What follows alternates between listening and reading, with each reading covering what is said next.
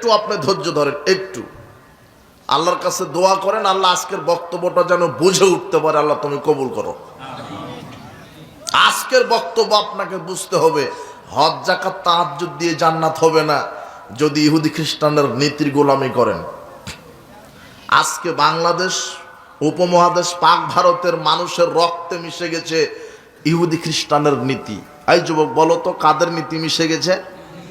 ইহুদি খ্রিস্টানের নীতি। সব জায়গাতে, অফিসে, আদালতে, কোর্টে, কাচারিতে, শিক্ষাঙ্গনে, অর্থনীতিতে, শিক্ষানীতিতে, রাজনীতিতে, বিবাহের বৈঠকে, বিবাহের অনুষ্ঠানে, আপনার শিক্ষা প্রতিষ্ঠানে, সব জায়গাতে কাদের নীতি আদর্শ ঢুকে গেছে?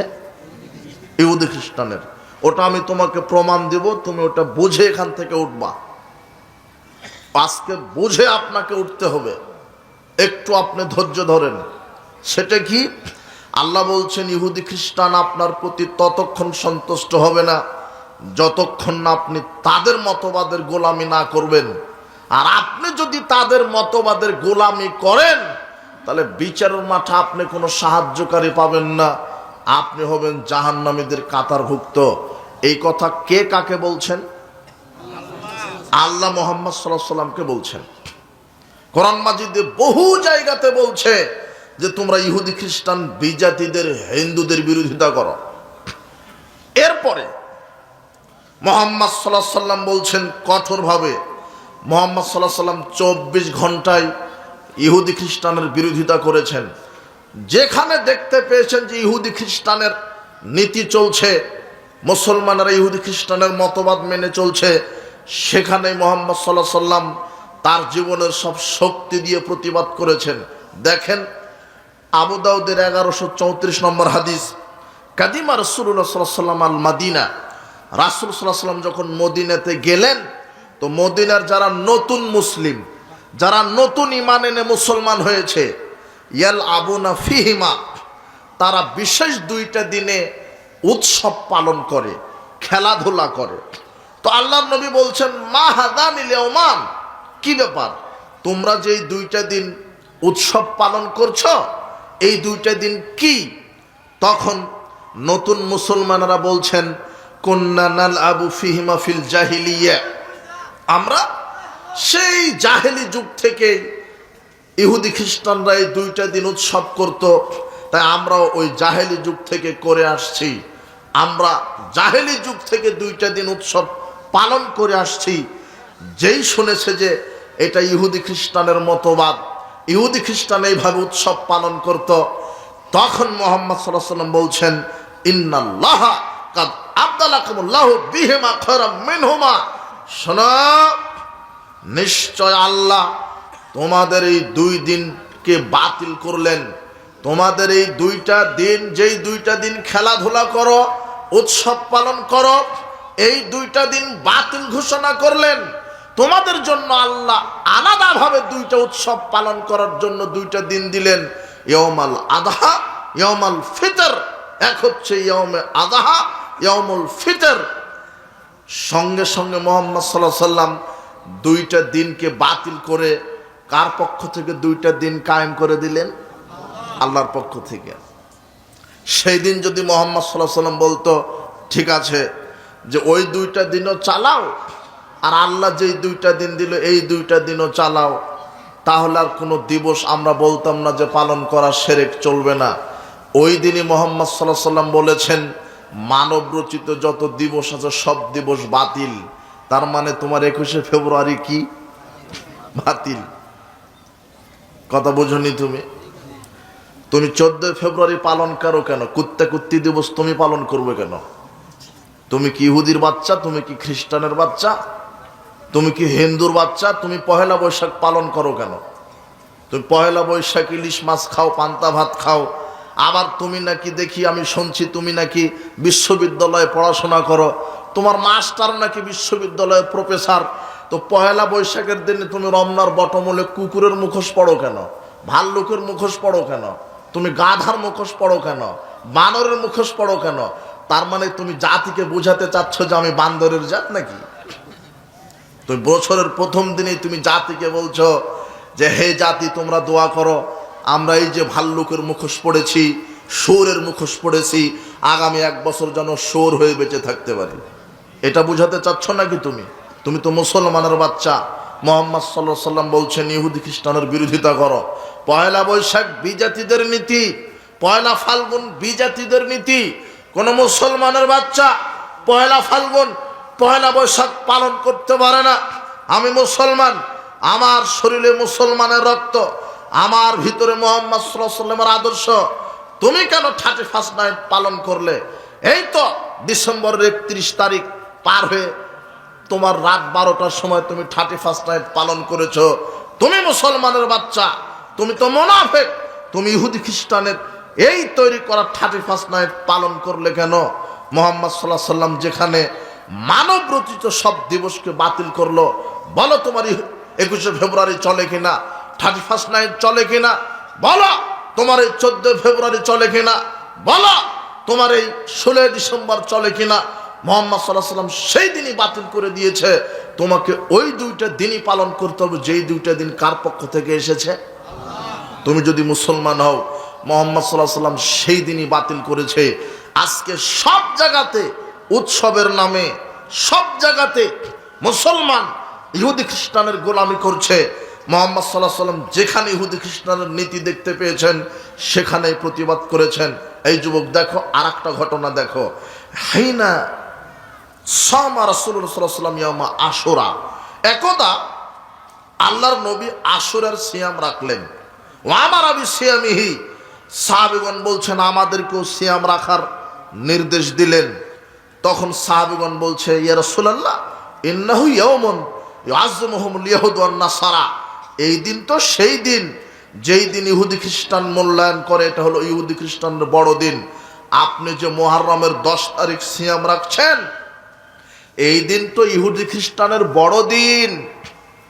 তখন আল্লাহর নবী বলছেন লা ইন বাকিতু আলা কাবিলিন লা সুমান্না তাসিয়া, আমি যদি আগামী বছর বেঁচে থাকি 9 তারিখ আগে, মুহররমের 9 তারিখ আগে সিয়াম রাখবো, এরপরে 10 তারিখ রাখবো। কেন?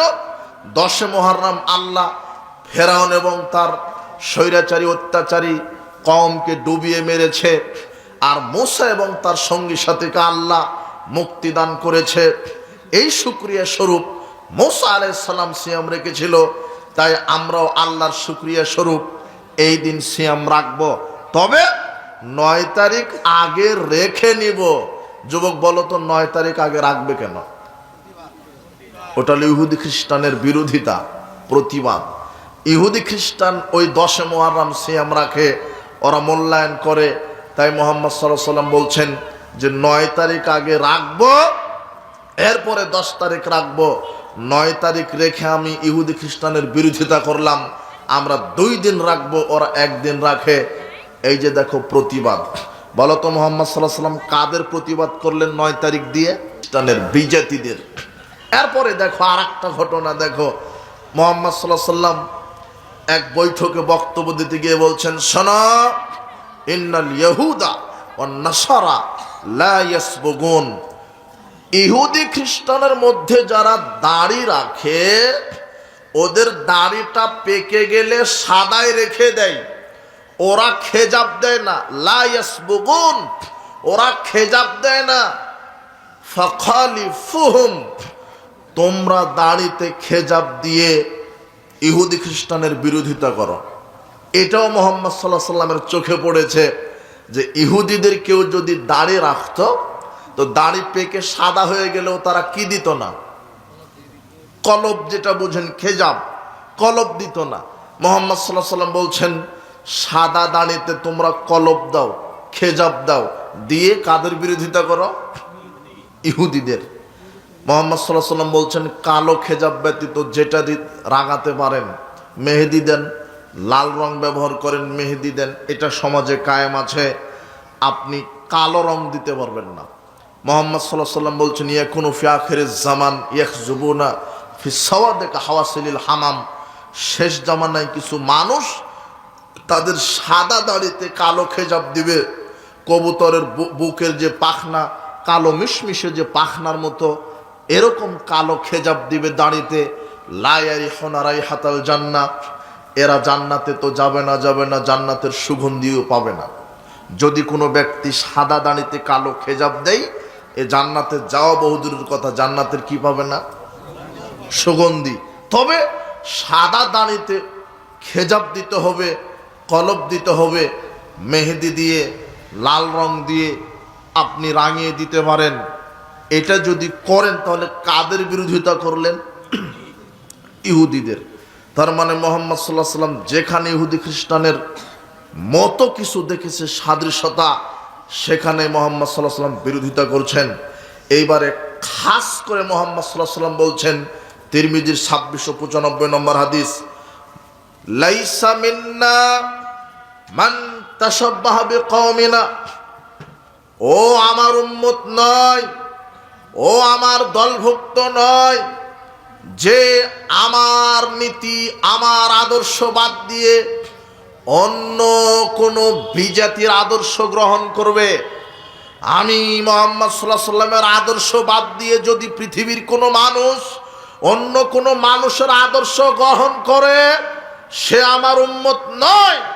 এরপরে মুহাম্মদ সাল্লাল্লাহু আলাইহি ওয়াসাল্লাম খাস করে তার জাতিকে বলে দিয়েছেন, লা তাশাব্বাহু বিল ইহুদি ওয়া লা বিস নাসারা, হে আমার জাতি, তোমরা ইহুদি খ্রিস্টানের মতবাদের সাদৃশ্যতার গোলামি করো না, তোমরা ইহুদি খ্রিস্টানের মতবাদ মেনে নিও না, ইহুদি খ্রিস্টানের সাদৃশ্যতা অবলম্বন করো না। আল্লাহর নবী এর পরে বলছেন, মান তাশাব্বাহা বিকওমিন ফাহুয়া মিনহুম, কোন মুসলমান যদি অন্য কোন বিজাতির অনুকরণ করে, তাহলে সেই মুসলমান সেই বিজাতিতে রূপান্তরিত হয়ে যাবে। মুহাম্মদ সাল্লাল্লাহু আলাইহি ওয়াসাল্লাম বলছেন, যেই ব্যক্তি আমি মুহাম্মদ সাল্লাল্লাহু আলাইহি ওয়াসাল্লামের আদর্শকে বাদ দিয়ে অন্য কোন মানুষের আদর্শ মেনে চলবে, সে আমার উম্মত নয়। এই বাক্য বুঝতে পেরেছেন তো? আল্লাহ নবী বলছেন, লাইসা মিন্না, সে আমাদের দলভুক্ত নয়, সে আমার উম্মত নয়। তাশাব্বাহু বিগাইরিনা, যে ব্যক্তি আমার মতবাদ আমার আদর্শকে বাদ দিয়ে অন্য কোন জাতির অন্য কোন বিজাতির অন্য কোন নেতার আদর্শ মানে, মুহাম্মদ সাল্লাল্লাহু আলাইহি ওয়াসাল্লামের আদর্শকে বাদ দিয়ে যদি আপনি অন্য কোন মতবাদ অন্য কোন বিজাতির আদর্শ মেনে চলেন, আপনি কার উম্মত হবেন না? মুহাম্মদ সাল্লাল্লাহু আলাইহি ওয়াসাল্লামের। মুহাম্মদ সাল্লাল্লাহু আলাইহি ওয়াসাল্লামের উম্মত যদি আপনি না হন, তাহলে আপনি কবরে টিকতে পারবেন? বিচারের মাঠে টিকতে পারবেন? সিরাত পার হওয়ার সময়তে টিকতে পারবেন? জি না। আবার বাক্যটার প্রতি লক্ষ্য করেন তো, এই বাক্যটার লোড কত বড়। মুহাম্মদ সাল্লাল্লাহু আলাইহি ওয়াসাল্লাম বলছেন, যে কোনো ব্যক্তি যদি আমার আদর্শ বাদ দিয়ে অন্য কোনো বিজাতির আদর্শ মেনে নেয়, সে আমার উম্মত নয়। আল্লাহ সুবহানাহু ওয়া তাআলা বলছেন, লাকাদ কানা লাকুম ফি রাসূলিল্লাহি উসওয়াতুন হাসানা, তোমাদের মধ্যে উত্তম আদর্শ রয়েছে তোমাদের রাসূল মুহাম্মদ সাল্লাল্লাহু আলাইহি সাল্লামের মধ্যে। পৃথিবীতে একজন মানুষের শুধু আদর্শ চলবে, একজন মানুষের নীতি, যার নীতির বাহিরে কোনো মানুষের নীতি চলে না, যার আদর্শের বাহিরে পৃথিবীর কোনো অন্য কোনো মানুষের নেতার অন্য কোনো বিজাতির আদর্শ চলে না, যার শিষ্টাচারের বদলে অন্য কোনো মানুষের শিষ্টাচার চলে না, যার নীতি আদর্শের বাহিরে অন্য কোনো ব্যক্তি অন্য কোনো বিজাতির আদর্শ চলে না। এই কথা আল্লাহ বলছেন। সারা পৃথিবীর মানুষের জন্য একজন মানুষকে আদর্শের নমুনা হিসেবে আমি আল্লাহ তৈরি করেছি, যার নাম মুহাম্মদ সাল্লাল্লাহু আলাইহি ওয়াসাল্লাম। হে যুবকেরা, তোমরা বিশ্বাস করো, আকাশের নিচে জমিনের উপরে সবচেয়ে বড় পরহেজগার, সবচেয়ে বড় তাকওয়াশীল, সবচেয়ে বড় রাষ্ট্রবিদ বিজ্ঞানী, সবচেয়ে বড় রাজনীতিবিদ, সবচেয়ে বড় শিক্ষানবিদ, সবচেয়ে বড় অর্থনীতিবিদ, যার নাম মুহাম্মদ সাল্লাল্লাহু আলাইহি ওয়াসাল্লাম। মুহাম্মদ সাল্লাল্লাহু আলাইহি ওয়াসাল্লামের চাইতে বড় রাজনীতিবিদ পৃথিবীতে নেই। তোমার এই থার্ড ক্লাস নেতা বলছে যে আলেম ওলামা রাজনীতির কথা বলবে কেন? এই হারামখোর বেকুব, আলেম ওলামা রাজনীতির কথা বলবে না, তো তুমি বলবা? রাজনীতি শিখতে হবে আলেম ওলামার কাছে। রাজনীতিবিদ কাকে বলে বেটা? আচ্ছা বলো, রাজনীতিবিদ কাকে বলে? রাজনীতিবিদ কি গায়ে ফিন্দে পরে, না খায়, না পায়খানা করে? রাজনীতিবিদ কি বলো তো? রাজনীতিবিদ কে? যে কোনো নীতির মাধ্যমে রাষ্ট্র পরিচালনা করে, জনগণকে পরিচালনা করে, তাকে কি বলা হয়? রাজনীতিবিদ। তো তুমি তো মাত্র একটা ছোট্ট একটা ভূখণ্ডের ইউনিটের মেম্বার হয়ে বলছো আমি রাজনীতিবিদ, হারামখোর। ওমর ইবনুল খাত্তাব রাদিয়াল্লাহু আনহু ছিলেন অর্ধ পৃথিবীর প্রেসিডেন্ট। তো তুমি বড় রাজনীতিবিদ না ওমর বড় রাজনীতিবিদ? তুমি মাত্র 56,000 বর্গ মাইলের একটা কি জানি হয়ে বলছো মই কি হনুরে। তুমি আবার আলেম ওলামাকে বলো যাই মৌলানা সাহেব কোরআন হাদিস থেকে শুধু বক্তব্য দিবে, তসবি টিপবে, মৌলানা সাহেব কেন রাজনীতির কথা বলবে? হারামখোর তুমি বলবা? আলেমই তো রাজনীতির কথা বলবে। কেন? রাজনীতি শিখিয়েছেন আল্লাহ, আর পৃথিবীতে এইটা আল্লাহর জমিন, মানুষের স্রষ্টা আল্লাহ। কাজেই পৃথিবীতে আইন বিধান চলবে একমাত্র আল্লাহর। কোন ইহুদি খ্রিস্টানের বিধান মুসলমানেরা চালাতে পারে না। তুমি কিভাবে রাজনীতি করো? রাজনীতি করবেই তো এদেশে আলেম ওলামা। তুমি কিভাবে বলতে পারো যে আলেম ওলামা রাজনীতির কথা বলবে না? তুমি বলবা? তুমি সামান্য একটা ছোট্ট একটা ভূখণ্ডের নেতা হয়ে এই কথা বলো কেন? পৃথিবীর ইতিহাসে উত্তম রাজনীতিবিদ, অর্ধ পৃথিবীর প্রেসিডেন্ট ছিলেন ওমর ইবনুল খাত্তাব, যার ভয়ে পৃথিবী কেঁপেছে, যার ভয়ে স্বৈরাচার কেঁপেছে। সর্বশ্রেষ্ঠ রাজনীতিবিদ ছিলেন মুহাম্মদ সাল্লাল্লাহু আলাইহি সাল্লাম। এই দেশেও রাজনীতি করবে আলেম ওলামা। শোনেন, আজকে সমাজের অন্ধ্রে অন্ধ্রে ইহুদি খ্রিস্টানের নীতি ঢুকে গেছে সব জায়গাতে। মুহাম্মদ সাল্লাল্লাহু আলাইহি সাল্লাম বলছেন, আবার ওই ব্যক্তি চলে আসি যেই ব্যক্তি আমি মুহাম্মদ সাল্লাল্লাহু আলাইহি সাল্লামের আদর্শকে বাদ দিয়ে অন্য কোনো বিজাতির আদর্শ মেনে চলবে, সে আমার উম্মত নয়। মুহাম্মদ সাল্লাল্লাহু আলাইহি সাল্লামের আদর্শের নাম হচ্ছে ইসলাম। এই যুবক বলো তো কি? ইসলাম। মুহাম্মদ সাল্লাল্লাহু আলাইহি সাল্লামের আদর্শ হলো ইসলাম। তিনি পৃথিবীতে কোন দিন নিয়ে এসেছেন? কি দিন? মানে বুঝেন, মানে রাতের পরে যেটা আসবে সেটা দিন না। দিন হচ্ছে ইসলাম। আল্লাহ বলছেন ইন্না দীনা ইনদাল্লাহিল ইসলাম। আল্লাহর পক্ষ থেকে মনোনীত দিন কি? ইসলাম। আল্লাহর পক্ষ থেকে মনোনীত দিন কি? ইসলাম। আল্লাহ বলছেন ওয়া ইয়াবতাগি গায়রাল ইসলামি দীনান ফালা ইউকবালা মিনহু ওয়া হুয়া ফিল আখিরাতি মিনাল খাসিরিন। যে ইসলামকে বাদ দিয়ে অন্য কোনো মতবাদ মেনে চলবে, তার নিকট থেকে কিছুই কবুল করা হবে না, সে বিচার মাঠে ক্ষতিগ্রস্তদের অন্তর্ভুক্ত হবে। তার মানে আপনাকে সার্বিক জীবনে কি কার প্রদত্ত দিন মানতে হবে? আল্লাহ প্রদত্ত। সেই দিনের নাম কি? ইসলাম। এখন ইসলাম আপনি কতটুকুন মানবেন? শুধু মসজিদ মাদ্রাসায়, শুধু জালসায়, শুধু হজ মৌসুমে? আল্লাহ বলছেন সূরা বাকারার 208 আয়াতে, ইয়া আইয়ুহাল্লাযীনা আমানু উদখুলু ফিস সিলমি কাফা। তোমরা সার্বিক জীবনে ইসলাম মেনে চলো। কি জীবনে? সার্বিক জীবনে। সার্বিক জীবনে ইসলাম। মানুষ জন্ম থেকে মৃত্যু পর্যন্ত যা কিছু করতে চাচ্ছে সেখানে ইসলাম মানতে হবে, আর সেখানেই বিধান দিয়েছেন আল্লাহ। মানুষের জীবনে এমন একটা বিষয় প্রয়োজন, অথচ আল্লাহ কোরআন হাদিসে দেননি, এরকম বিষয় নেই। যা কিছু প্রয়োজন সবকে দিয়েছেন আল্লাহ। সার্বিক জীবনে আল্লাহর বিধান মেনে চলতে হবে। আজকে আপনি দেখেন সার্বিক জীবনে আল্লাহর বিধান নেই, সার্বিক জীবনে মানুষ ইসলামকে মেনে চলে না। সার্বিক জীবনে ইসলামকে মেনে চলে না। সার্বিক জীবন ইসলাম মেনে চলতে হবে। মানুষের জীবনকে ভাগ করা হয়েছে, বলছে বৈষয়িক জীবন, ধর্মীয় জীবন। জি না, মানুষের জীবন দুই ভাগে বিভক্ত নয়। বৈষয়িক জীবনও আল্লাহর বিধানে চালাতে হবে, ধর্মীয় জীবনও কার বিধানে চালাতে হবে? আল্লাহর। কিন্তু আপনার জীবনটাকে ভাগ করে দেওয়া হয়েছে। ইসলাম পরিপূর্ণভাবে মানুষ মানে না। অধিকাংশ মানুষ শুধু ইসলাম মানে মসজিদ মাদ্রাসা আর হজ মৌসুমে হজ করতে গিয়ে ইসলাম মানে, কিন্তু অর্থনীতি, সমাজনীতি, রাজনীতি, শিক্ষানীতিতে ইসলাম নাই। বাংলাদেশে আছে, তাই না? হ্যাঁ, এই যুবক শোনো, তুমি কি করবা জন্ম থেকে মৃত্যু পর্যন্ত, তুমি যা কিছু করবে সেখানে আল্লাহ বিধান দিয়ে দিয়েছেন। পরিবার কিভাবে চালাবে, কার বিধান দেওয়া আছে? রাষ্ট্র কিভাবে চালাবে, কে বিধান দিয়েছেন? আচ্ছা, তোমার স্রষ্টা কে?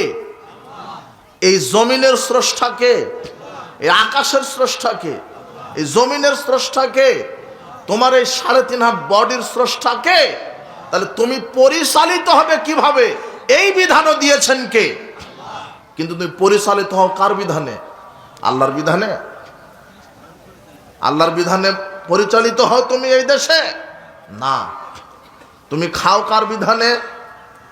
বিসমিল্লাহ বলো, তাই না?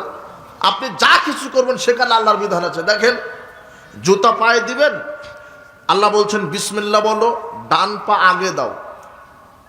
খোলার সময়তে বাম পা আগে খুলো, ডান পা পরে খুলো। জুতা যে পায়ে দিবেন সেখানেও কার বিধান? পোশাক গায়ে দিবেন সেখানে আল্লাহর বিধান আছে। আল্লাহ বলছেন ডান হাতলটা আগে ঢুকে দাও। আর পোশাক গায়ে দেওয়ার সময়তে বলো আলহামদুলিল্লাহিল্লাযী কাসানি হাযা ওয়া রাযাকানি মিন গায়রি হাওলিন মিন্নী ওয়ালা কুওয়া। ভাত খাবে, আল্লাহ বলছেন ডান হাতে খাও, বিসমিল্লাহ বলো। খাওয়া শেষ করবে, আল্লাহ বলছেন আলহামদুলিল্লাহ বলো। বড় একটা দোয়া আছে, আলহামদুলিল্লাহিল্লাযী আমানি হাযা ওয়া রাযাকানি মিন গায়রি হাওলিন মিন্নী ওয়ালা কুওয়া। খেলে কার বিধানে? জুতা পায়ে দিলে কার বিধানে? পোশাক গায়ে দিলে কার বিধানে? ঘুমাতে যাবে, আল্লাহ বলছেন ডান কাতে ঘুমাও, আল্লাহুম্মা বিসমিকা আমুতু আহিয়া বলো, আয়াতুল কুরসি পাঠ করো। ঘুম থেকে উঠবে, ওখানে আল্লাহ বলছেন আলহামদুলিল্লাহিল্লাযী আহিয়ানা বাদা মা আমাতানা ওয়া ইলাইহিন নুশুর, এই দোয়া বলো। ঘুম থেকে উঠে এখন তুমি টয়লেটে ঢুকবে, তখন আল্লাহ বলছেন এই বিসমিল্লাহি আল্লাহুম্মা ইন্নী আউযু বিকা মিনাল খুবসি ওয়াল খাবাইস বলো। টয়লেট শেষ করে বের হবে, আল্লাহ বলছেন বের হওয়ার পরে গুফরানাকা বলো। স্ত্রীর কাছে যাবেন, আল্লাহ বলছেন বিসমিল্লাহি আল্লাহুম্মা জান্নিবনিশ শাইতান ওয়া জান্নিবিশ শাইতানা মা রাযাকতানা বলো। সালাত আদায় করবে, আল্লাহ বলছেন সালাতের পূর্বে ওযু করো, বিসমিল্লাহ বলে ডান হাত ধোও, এরপরে বাম হাত ধোও। এরপরে কি করো? এক অঞ্জলি পানি নিয়ে নাকে মুখে দাও, কুলি করো, মুখমণ্ডল ধৌত করো। এরপরে কি করো? কোনই পর্যন্ত ডান হাত ভালোভাবে ধৌত করো, এরপরে বাম হাতের কোনই পর্যন্ত ধৌত করো। 2 হাত ভিজিয়ে নিয়ে মাথা মাসা করো, সামনে থেকে পিছন, পিছন থেকে সামনে নিয়ে আসো। 2 তর্জনী আঙুল দিয়ে কানের ভিতরের অংশ, 2 বৃদ্ধাঙ্গুল দিয়ে কানের বাহিরের অংশ মাসা করে, এরপরে ডান পা টাকনু পর্যন্ত, বাম পা টাকনু পর্যন্ত এইভাবে ওযু করো। সালাতে দাঁড়াও, তাকবীরে তাহরিমা দাও, এরপরে হাত বুকের উপরে বাঁধো, সানা পাঠ করো, সূরা ফাতিহা পাঠ করো, অন্য একটা সূরা পড়ো। এরপরে রাফাল আইদাইন করে তাকবীর দিয়ে রুকুতে যাও, কমপক্ষে সুবহান রাব্বিয়াল আযীম একবার বলো, এরপরে সামি আল্লাহু লিমান হামিদা বলো, এরপরে রব্বানা ওয়ালাকাল হামদ হামদান কাসীরান তাইয়্যিবান মুবারাকান ফি বলো। এরপরে আবার আল্লাহু আকবার বলে সেজদায় যাও, সেজদায় গিয়ে কমপক্ষে সুবহান রাব্বিয়াল আলা একবার বলো। এরপর আবার আল্লাহু আকবার বলে 2 সেজদার মাঝখানে বলো আল্লাহুম্মা গফিরলি ওয়ারহামনি ওয়াজবুরনি ওয়াহদিনি ওয়াফিনি ওয়ারযুকনি বলো। এরপর আরেকটা সেজদা দাও, আবার সুবহান রাব্বিয়াল আলা বলো। সেজদা থেকে উঠো, প্রথম তাশাহুদে বসো, বৈঠকে বসো, তাশাহুদ পাঠ করো। এরপরে আবার উঠো, আবার 2 রাকাত সালাত আদায় করে শেষ বৈঠকে বসো, বসে তাশাহুদ, দরুদ, মাসুরা এইভাবে এগুলি পড়ার পরে আসসালামু আলাইকুম রহমতুল্লাহ ডান দিকে, আসসালামু আলাইকুম রহমতুল্লাহ বাম দিকে, এইভাবে সালাম ফিরিয়ে সালাত শেষ করো। সালাম ফেরানোর পরে একবার বলো আল্লাহু আকবার, 3 বার বলো আস্তাগফিরুল্লাহ আস্তাগফিরুল্লাহ আস্তাগফিরুল্লাহ। এরপরে বলো আল্লাহুম্মা আনতাস সালাম ওয়া মিনকাস সালাম তাবারাকতা ইয়া যাল জালালি ওয়াল ইকরাম। এরপরে আয়াতুল কুরসি পাঠ করো। আল্লাহর নবী বলছেন ফরজ সালাতের পরে আয়াতুল কুরসি যে ব্যক্তি পাঠ করবে, এই ব্যক্তির যদি এই আমল করা থাকে প্রতিদিন 5 ওয়াক্ত ফরজ সালাতের পরে যে ব্যক্তি আয়াতুল কুরসি পাঠ করবে, আল্লাহর নবী বলছেন এই ব্যক্তিটা মৃত্যুবরণ করার সাথে সাথে ওই ব্যক্তির কবরকে আল্লাহ জান্নাতের টুকরা বানিয়ে দিবেন। আয়াতুল কুরসি পড়ো, আয়াতুল কুরসি পড়েছো, ইখলাস ফালাক নাস প্রত্যেক সালাতের পরে একবার করে পড়ো, কিন্তু মাগরিবের সালাতের পরে 3 বার করে পড়বে, ফজরের সালাতের পরে 3 বার করে পড়বে। তাকফিকা মিন কুল্লি শাই। আল্লাহর নবী বলছেন মাগরিবের পরে যদি কেউ ইখলাস ফালাক নাস 3 বার করে পড়ে, ফজরের সালাতের পর যদি কেউ ইখলাস ফালাক 3 বার করে পড়ে, আল্লাহ তাকে যে কোনো বিপদ থেকে বাঁচিয়ে দিবেন। তাহলে এটা পড়ো, এইভাবে সালাত শেষ করো। ওমরা করতে যাবে, হজ করতে যাবে, হালাল টাকা ইনকাম করো, নিয়ত শুদ্ধ করো, এহরাম বাঁধো, মিকাত যখন যাবে মিকাত থেকে এহরাম বাঁধো, এরপরে মিনায়, এরপরে মক্কাতে যাও।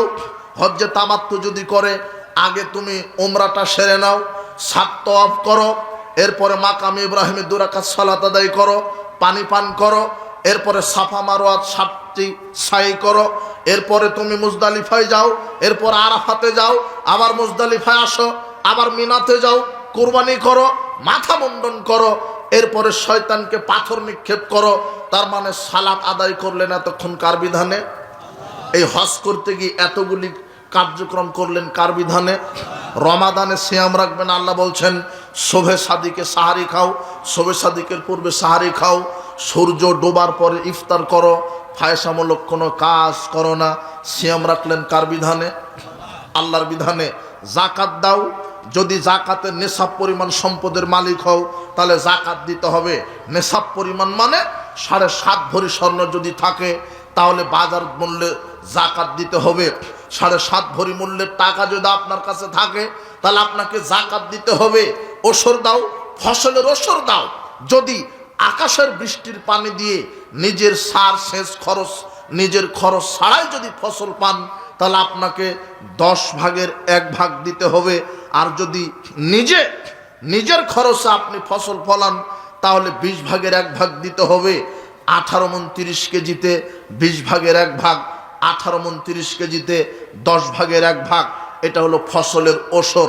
গাভী যদি 30টা থাকে তাহলে 1 বছরের একটি ষাঁড় গাভী জাকাত দিতে হয়। ছাগল যদি 40টা থাকে 1 বছরের একটা ছাগল জাকাত দিতে হয়। ওট যদি 5টা থাকে 1 বছরের একটা ওট জাকাত দিতে হয়। স্বর্ণ যদি 7.5 ভরি থাকে তাহলে স্বর্ণের 7.5 ভরি বাজার দর মূল্য হিসাব করে শতকরা 2.5 টাকা, হাজারে 25 টাকা, লাখে 2.500 টাকা জাকাত দিতে হবে। রৌপ্য যদি 52.5 তোলা থাকে তাহলে জাকাত দিতে হবে। তার মানে আপনি জাকাত বাহির করলেন কার বিধানে?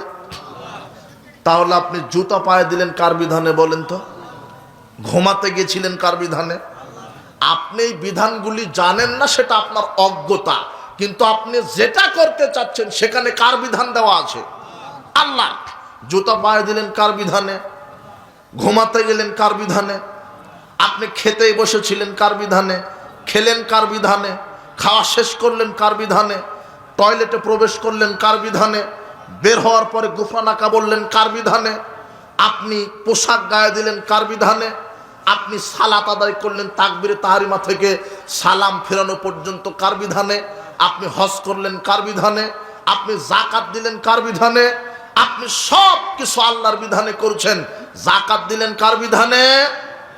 কিন্তু আপনি যে রাজনীতি করছেন এখন কার বিধানে? তুমি যে এখন রাজনীতির মাঠে বক্তব্য দিয়ে গেলে তুমি নেতা, তোমার নেতা রাজনীতি করে, তুমিও রাজনীতি করো। তুমি কার বিধানে রাজনীতি করছো? তোমার স্রষ্টাকে তো ওই স্রষ্টা তোমাকে রাজনীতিও শিখিয়ে দিয়ে গেছেন। আল্লাহ কোরআন মাজিদে বলছেন ওয়ানিহকুম বাইনহুম বিমা আনজালাল্লাহ, আল্লাহ যে বিধান নাজিল করেছে তার বিধানে রাজনীতি করো। কার বিধানে রাজনীতি করতে হবে? আর আল্লাহর দিন, আল্লাহর বিধান হচ্ছে ইসলাম। তুমি সালাত যার বিধানে আদায় করবে তোমাকে রাজনীতিও করতে হবে কার বিধানে? আল্লাহর বিধানে। তোমার কিসে করলেন কিসে অকরলেন এটা জানবে কে? কিন্তু তুমি সালাত, সিয়াম, হজ, যাকাত, মসজিদ, মাদ্রাসা, তাসবিহ, তাহলিল, কোরআন খতম পর্যন্তই তোমার ইসলাম শেষ। যখন তুমি অর্থনীতি করতে লেগেছ সেখানে আর তোমার ইসলাম নেই। অর্থনীতিতে তুমি টাটকা একটা সুদখোর একটা। তুমি আপনার এই জামালপুর সরিষাবাড়িতে যত ব্যাংক আছে সব জাকাত ভিত্তিক ব্যাংক, তাই না? জাকাত ভিত্তিক না, না সুদ খায় নাকি? সুদি ব্যাংক। ওই ব্যাংকের যে ম্যানেজার ও হিন্দু না মুসলমান? সুদের প্রতিষ্ঠাতাকে ইহুদি। বলো তো কে? তুমি ইতিহাস খোঁজো, তুমি কি পড়াশোনা করেছো এতদিন? সুদের প্রতিষ্ঠাতাকে? পৃথিবীতে প্রথম যে সুদী অর্থনীতি সৃষ্টি করেছে সে হলো ইহুদি জাতি। কে বলো তো? সুদের প্রতিষ্ঠাতাকে। আর বাংলাদেশে তার মাঠকর্মীকে। তোমার এই যে সুদী ব্যাংকে যে বসে আছে, আরে দাড়ি টুপি নিয়ে বসে আছে, ওকে মুসলমান। ওই হারামখোর জানে না সুদ হারাম? ও জানে। এরপরও সুদী ব্যাংকে চাকরি করে, সুদ সহযোগিতা করে। আল্লাহর নবী বলছেন, আব্দুল্লাহ ইবনে আমর রাদিয়াল্লাহু আনহু বলছেন, রাসূল সাল্লাল্লাহু আলাইহি ওয়াসাল্লাম বলেছেন, লা ইয়াতি আন্নাল উম্মতি মা তালা বানি ইসরাইল। আমার মুসলমানের অবস্থা ইহুদি খ্রিস্টানের মতো হবে। হাজওয়ান নাআল বিন নাআল, যেমন দুই পায়ের জুতা সমান, দুই পায়ের জুতা যেমন সমান, ইহুদি খ্রিস্টান যেমন হবে মুসলমান উম্মত তেমন হবে। হাত্তা ইন কানা মিনহুম মান আতা উম্মাহু আলানিয়া। ইহুদি যদি তার মায়ের সাথে জেনা করার মতো পাপ করে, মুসলমানেরাও মায়ের সাথে জেনা করার মতো পাপ করবে। মুসলমানেরা কি মায়ের সাথে জেনা করে? ও বলছেন না, ওকে আবার ক্লাস 1-এ ভর্তি হতে হবে। মুসলমানরা নাকি মায়ের সাথে জেনা করে না। অবাক। মুহাম্মদ সাল্লাল্লাহু আলাইহি ওয়াসাল্লাম বলছেন, দিরহাম রিবা ইয়াকুলু রাজুলু ইলা মাসাদু মিন শিদ্দাতি সালাসিনা জিনিয়াতান। কোন মুসলমান পুরুষ যদি 1 টাকা সুদ খায়, সে 36 বারেরও বেশি মায়ের সাথে জেনা করলো। মানে রাতে নিজের স্ত্রীর সাথে যে দৈহিক মিলামেশা করেন, ওটা নিজের মায়ের সাথে 36 বার করলে যা হবে, 1 টাকা সুদ খেলে তার চাইতে বেশি পাপ হবে না। এখনো বুঝেননি মনে হয়। আর এটা মুহাম্মদ সাল্লাল্লাহু আলাইহি ওয়াসাল্লামের ভাষা। আর রিবাউ সাবুনা জুজান, সুদ খেলে 70 রকমের পাপ হয়। 1 টাকা যদি কেউ সুদ খায়, তাহলে 70 রকমের পাপ হয়। আইসারুহা আয়ানকাহ রাজুল উম্মাহু, সুদের সবচেয়ে ছোট পাপ নিজের মায়ের সাথে জেনা করা। সুদী ব্যাংকে যে চাকরি করে হারাম করে জানা নাই এই হাদিস? কথা বুঝেননি মনে হয়। আপনি আবার গর্ব করে বলছেন, ছেলে আমার একটা ব্যাংকে চাকরি করে 80,000 টাকা বেতন পায়। হারামখোর, ভিক্ষা করে খান, জান্নাত হবে। ব্যাংকে চাকরি, সুদী ব্যাংকে চাকরি করার চাইতে ভিক্ষা করে খাওয়া ভালো। ভিক্ষা করে খেয়ে ইবাদত করলে ইবাদতের নাকি কবুল হবে। সুদী ব্যাংকে চাকরি করে বেতন উঠিয়ে ইলিশ মাছ কিনে খেয়ে ইবাদত করলে ইবাদতের নাকি কবুল হবে না। সুদী ব্যাংকে তো চাকরি করা বহুদূরের কথা, যে ব্যাংকে চাকরি করছে সেই ব্যাংকারের মহাজন, মাঠকর্মী, এদেরকে ঘর ভাড়া দেওয়া হারাম। ওকে যদি ঘর ভাড়া দিয়ে ওই টাকা দিয়ে আপনি চাউল কিনে ভাত খেয়ে ইবাদত করেন, আপনার নেকিও শেষ। না, বুঝেননি মনে হয় কথা। সুদ হারাম।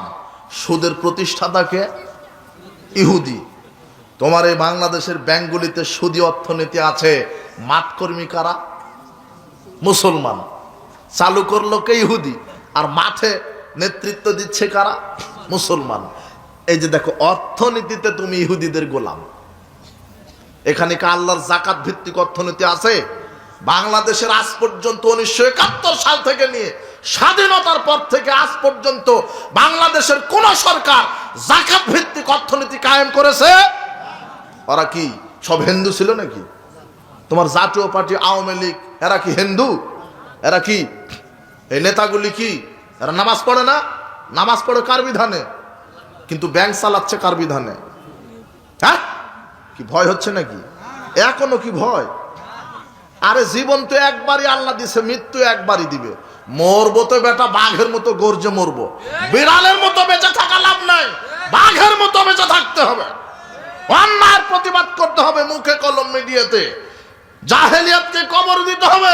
তুমি বলতে পারো না বেটা আমি মুসলমান, আমার স্রষ্টা আল্লাহ, এই জমিনের মালিক আল্লাহ, আকাশের মালিক আল্লাহ, আমি সালাত আদায় করবো আল্লাহর বিধানে, আমি অর্থনীতিও চালাবো আল্লাহর বিধানে। তুমি বলতে পারো না? তুমি অর্থনীতি কি মনে করো? এই দেশের যারা নেতা নেত্রী আছে তারা বলতে পারে না সুদ হারাম, সুদকে কবর দাও, তার মানে আমি অর্থনীতিতে কাদের গোলাম? হচ্ছেন আমার মুসলমানেরা ইহুদি খ্রিস্টানের সাথে মিশে যাবে। অর্থনীতিতে আমরা কাদের সাথে মিশে গেছি? ইহুদি খ্রিস্টানের। অর্থনীতির পরে এবার আসো রাজনীতি। এবারে কি রাজনীতি? রাজনীতি যে তোমার নেতা করছে, বলো তো ওখানে ইসলাম আছে? ওখানে কার বিধান আছে? কার মতবাদ আছে? রাজনীতিতে খ্রিস্টানের মতবাদ আছে। ওই যে আব্রাহাম লিঙ্কনের মতবাদ, ডেমোক্রেসি গণতন্ত্র। বলো তো ডেমোক্রেসি গণতন্ত্র কার মতবাদ? না, এটা আল্লাহর পক্ষ থেকে আসছে। মুহাম্মদ সাল্লাল্লাহু আলাইহি সাল্লাম নিয়ে আসেনি। মুহাম্মদ সাল্লাল্লাহু আলাইহি সাল্লাম বলেছে ডেমোক্রেসি, এইভাবে রাজনীতি করো, এটা আল্লাহ নিয়ে এসেছে। এটা বলেছেন? এই ডেমোক্রেসি আব্রাহাম লিঙ্কনে মুসলমান, এ নবী, তাই না? আব্রাহাম লিঙ্কন আলাইহিস সালাম না তো কে? খ্রিস্টান। তোমার নেতা এই ডেমোক্রেসির উপর ভিত্তি করে রাজনীতি করছে না? ওখানে ইসলাম আছে? ডেমোক্রেসি বুঝো, গণতন্ত্র বুঝো। গণতন্ত্র, গণতন্ত্র মানে গণ মানে কি? জনগণ, আর তন্ত্র মানে আইন। আব্রাহাম লিঙ্কন বলেই গেছে democracy is the government of the people, by the people and for the people. গণতন্ত্র এমন একটা রাষ্ট্র ব্যবস্থার নাম যে রাষ্ট্রে মানুষই আইন তৈরি করবে, মানুষ মানুষকে পরিচালনা করবে। এটা কি সম্ভব? কিন্তু গণতন্ত্র সম্ভব করেছে এই পৃথিবীতে। এই যে বাংলাদেশ সংসদে আইন চলে কার? কার আইন চলে? হ্যাঁ, আল্লাহর না? সংবিধানে কোরআন হাদিস নাই? সংসদে কোরআন হাদিস নাই? ও সব হিন্দুরা বসে থাকে, তাই না? বাংলাদেশ সংসদে কারা বসে থাকে? সব ইহুদি খ্রিস্টান আর হিন্দুরা মনে হয়। মুসলমান এই এরা সালাত আদায় করে কার বিধানে? আর সংসদ চালায় কার বিধানে? তাহলে মুহাম্মদ সাল্লাল্লাহু আলাইহি সাল্লাম বলছেন মুসলমানরা ইহুদি খ্রিস্টানের সাথে মিশে যাবে। রাজনীতিতে কাদের সাথে মিশে গেছে? রাজনীতিতে যদি ইসলাম থাকতো, মানুষ তার অধিকার ফিরে পেত। আজকে সেকুলার, ডেমোক্রেসি, ক্যাপিটালিজম, ন্যাশনালিজম, জাতীয়তাবাদ, এর প্রতিষ্ঠাতাই হলো জার্মানির রক্ত পিপাসু হিটলার। হিটলার কি? খ্রিস্টান। হিটলার কি? খ্রিস্টান। তুমি যে ন্যাশনালিজম মানো, এই ন্যাশনালিজমের স্রষ্টাকে? হ্যাঁ, ও তুমি শুধু শিখেছো তো বাংলাদেশ স্বাধীন হয়েছে 1971 সালে। তুমি খুব ভালো ছাত্র, তাই না? তোমাকে জানা লাগবে না যে তোমার এই ন্যাশনালিজমের প্রতিষ্ঠাতাকে? এই হিটলার। সেকুলারিজম ব্রিটেনে আর জন্ম হলো 1832 খ্রিস্টাব্দে আর জন্ম হয়েছে। জর্জ জেকব হলিওক একটা খ্রিস্টান মানুষ এই সেকুলারিজমের জন্ম দিল। এর আকীদাই ছিল যে মুসলমানদেরকে ঈমান শূন্য করতে হবে। কি শূন্য করতে হবে? আর এর টার্গেট পূর্ণ হয়েছে। আজকে পৃথিবীতে অধিকাংশ নেতা নেত্রী এই সেকুলার মন মাইন্ডের। কি মন মাইন্ডের? সেকুলার। সেকুলার বুঝো? তুমি আজকে অক্সফোর্ড লার্নার ডিকশনারি খুলে দেখো, সেকুলারিজম শব্দটা বাহির করো, ওখানে তারা বলে দিয়েছে secularism is the belief that religion should not be involve in the organisation of society education. তোমার এই সেকুলার নেতা নেত্রীর আকীদা যে আমরা সমাজে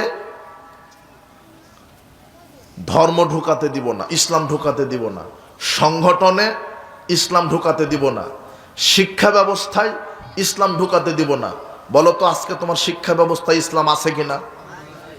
তাই ছেলে, তোমার ছেলেটা 5 বছর বয়স, তুমি বলছো যে আমার ছেলেটা কিন্ডার গার্ডেনে পড়ে, প্লে গ্রুপে পড়ে, নার্সারিতে পড়ে। তুমি কি জানো যে প্রচলিত যে কিন্ডার গার্ডেন, প্লে, নার্সারি, এগুলি এক একটা নাস্তিক তৈরির কারখানা, এক একটা ফ্যাক্টরি, এক একটা। ওখানে 1-2 শেখানো হয়, ABCD শেখানো হয়, ইংরেজিতে কথা বলা শেখানো হয়, কম্পিউটার শেখানো হয়, মাগার আলিফ বাতা শেখানো হয় না। না বোঝনি মনে হয় তুমি কথা। ওখানে গান শেখাচ্ছে। কিন্ডার গার্ডেনের একটা 5 বছরের মেয়েকে নাচ গান শেখানোর জন্য একটা শিক্ষক নিয়োগ দেওয়া আছে যে শুধু বেশ্যাগিরি শিখাবে। তোমার প্রাইমারিতে গান বাজে, হাই স্কুলে গান বাজে, বিশ্ববিদ্যালয়ে গান বাজে, যেটা যত বড় শিক্ষা প্রতিষ্ঠান সেখানে তত বড় লুচ্চামি কায়েম আছে বাংলাদেশে।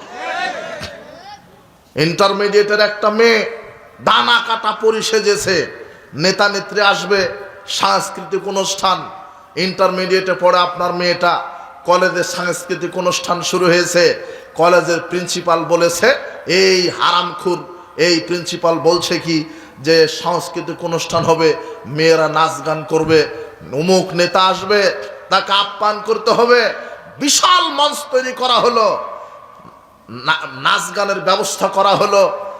ইন্টারমিডিয়েটে পড়ে একটা মেয়ে এরকম 10, 15, 20 জন মেয়েকে ল্যাংটা করে সাজিয়ে, ওই মেয়েটা মুসলমান, ওর প্রিন্সিপাল মুসলমান, ওর বাপ মুসলমান, ওই মঞ্চে নাচছে ল্যাংটা পোশাক পরে। মঞ্চের চতুর্দিকে বসে আছে হায়ার এডুকেটেড পারসন, মানে ওই কলেজেরই প্রিন্সিপাল, সাধারণ শিক্ষক সবাই বসে আছে চেয়ার নিয়ে, আর প্রিন্সিপালের কাছে আছে খাতা কলম। সবচেয়ে যে বেশি মাজা ঝোলাতে পারবে তাকে বেশি নম্বর দিবে, সবচেয়ে যে বেশি নাচতে পারবে তাকে বেশি নাম্বার দেওয়ার জন্য একটা বিচারক আছে। বিচারক হলো প্রিন্সিপাল, আর প্রিন্সিপালের ডান অথবা বাম পাশে ওই মেয়ের বাপটা বসে আছে, বসে বলছে যে স্যার, ওই যে লম্বা ফারসা মেয়েটা লম্বা, ওই যে দেখেন ওই যে লম্বা ফারসা মেয়েটা চুলটা লম্বা, ওই যে সাদা চামড়া সুন্দর দেখছেন না, যেটা সবচেয়ে ভালো নাচানাচি করছে, ওটাই আমার মেয়ে, একটু দোয়া করে দেন যাতে করে বেশি করে বেশ্যাগিরি করতে পারে। তখন এই প্রিন্সিপাল আবার বলছে আলহামদুলিল্লাহ। তাহলে এই প্রিন্সিপাল আর মেয়ের বাপ যদি মানুষ হয় তাহলে শুয়োরকে বলো তো, শুয়োরকে? এ তো মানুষ নয়।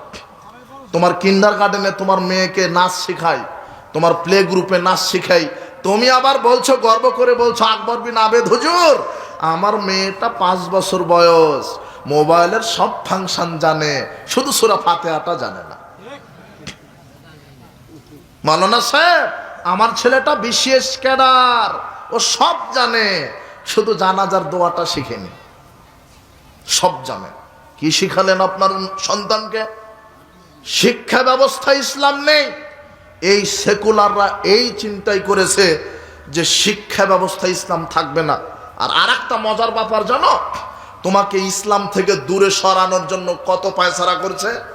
যারা কিন্ডারগার্টেন প্লে নার্সারিতে পড়ে, ইবলিশ শয়তান এদের ক্লাস শুরু করেছে ভোর 6টা থেকে, 7টা থেকে এদের ক্লাস। আর যারা কলেজ বিশ্ববিদ্যালয়ে পড়ে এদের ক্লাস দিয়েছে দুপুর 12টা থেকে। বলো তো কেন? কেন? এই যে তোমার এই দুধের বাচ্চাটা সকাল সকালে ক্লাস দিয়েছে, ABCD শিখবে, 1 2 3 শিখবে, কম্পিউটার শিখবে, এ যেন মক্তবে গিয়ে কোরআন শিখতে না পারে। আর কলেজ বিশ্ববিদ্যালয়ের ছেলে মেয়ের ক্লাস দিয়েছে দুপুর 12টার সময়। কেন? এরা সারা রাত লুচ্চামি করবে, সারা রাত জুয়া খেলবে, সারা রাত মদ পান করবে, সারা রাত কুত্তি দিবস পালন করবে, 31st নাইট পালন করবে। এদেরকে যদি ফজরের পরে ক্লাস দাও তাহলে ট্রেন ফেল করবে তো এরা। তাই শয়তান চিন্তা করলে এদের ক্লাস দুপুর 12টায় আর দুধের বাচ্চার ক্লাস ফজরের পরেই, যাতে এরা মক্তবে গিয়ে কোরআন শিখতে না পারে। তোমার শিক্ষা ব্যবস্থায় জাহেলিয়াত। ওখানে লেখা আছে মানুষ হলো বান্দরের জাত, ও বান্দরের জাত। তাই তো বান্দরের মুখোশ পড়ো তুমি পহেলা বৈশাখে, মানে তুমি বান্দর নিজেকে পরিচয় দিচ্ছ। শিক্ষা ব্যবস্থা ইসলাম নাই, এটা তোমার নেতা নেত্রীরই কাজ। এই সেকুলার নেতাদের আকীদা, শিক্ষা ব্যবস্থায় আমরা ইসলাম ঢুকাতে দিব না। এরপরে তারা বলেছে religion should not be allowed to come into politics, it is merely matter between man and God. তোমার এই সেকুলার নেতার আকীদা যে ইসলামকে আমরা রাজনীতিতে ঢুকাতে দিব না। ইসলাম কি? এটা শুধু মসজিদ মাদ্রাসায় শুধু নম করার বিষয়। ইসলাম আমরা রাজনীতিতে ঢুকাতে, ইসলাম যদি রাজনীতিতে ঢুকায় তাহলে ইসলামে আছে চুরি করলে কি কাটা যাবে? হাত। তাহলে তোমার নেতারই হাত আগে থাকবে না। যেই বাংলাদেশের পিয়ন 400 কোটি টাকার মালিক, তাহলে তোমার এমপির কি অবস্থা? তুমি বুঝো না মনে হয় কিছু। এই জন্য তোমার নেতা বলছে যে না, রাজনীতিতে ইসলাম ঢুকানো যাবে না। রাজনীতিতে যদি ইসলাম ঢুকাই তাহলে তো আমি দুর্নীতি করতে পারবো না। তোমার একজন চেয়ারম্যান ভোটের সময়তে শুধু চেয়ারম্যানই ভোট করতে খরচ করে 1 কোটি টাকা। বলো তো কত কোটি? 1 কোটি। ও 1 কোটি খরচ করছে 50 কোটি চুরি করার ধান্দাতে। কয় কোটি চুরি করার ধান্দাতে? বাংলাদেশে যখন কুরবানির সময় আসে তখন একটা ছাগলের দাম হয় 15 লক্ষ টাকা, আর যখন ভোটের সময়তে আসে তখন বান্দা নামক ছাগলের দাম হয় 500 টাকা। 500 টাকাতে বিক্রি হয়ে তুমি এমন হারামখোরকে ভোট মারা দিলে যে অজুই জানে না, অজুই জানা নাই, তুমি এমন হারামখোরকে নেতা বানালে। আচ্ছা আচ্ছা শোনো, তোমার এই সরিষাবাড়ি মসজিদে একটা ইমাম নিবা, একটা ইমাম। তুমি এখন ইন্টারভিউ নিচ্ছ, ইমাম দাওরা পাস কিনা, কামেল পাস কিনা, হাফেজ কিনা, হুফাজ ট্রেনিং আছে কিনা, সব শিখে নিলে, সার্টিফিকেট দেখলে, এরপরে বলছো ইমাম সাহেব একটু তেলাওয়াত করেন তো দেখি। তেলাওয়াত শুনলেন। একটু 5 মিনিট বক্তব্য দেন দেখি, কেমন কণ্ঠ, বক্তব্য শুনলেন। দেখি দাড়ি চাচেন নাকি, ছাটেন নাকি, হারাম খান নাকি, বউ পর্দায় থাকে নাকি। মানে আপনি ইন্টারভিউ নিচ্ছেন কার? হ্যাঁ, কার ইন্টারভিউ নিচ্ছেন আপনি? এই ইমাম সাহেব কতজন লোকের ইমামতি করবে? কতজন লোক থাকে একটা সমাজে?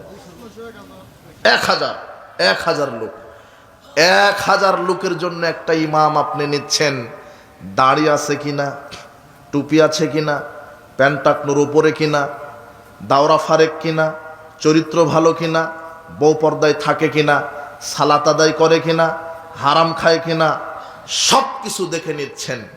কিন্তু যখন নির্বাচন আসে, 2.5 থেকে 3-5 লক্ষ লোকের জন্য একটা এমপি নির্বাচিত করেন আপনি, তখন আপনি এইভাবে নির্বাচন করেন না যে আমার এই এমপি 5 লক্ষ লোকের নেতা হবে, এই এমপির মুখে দাড়ি আছে কিনা।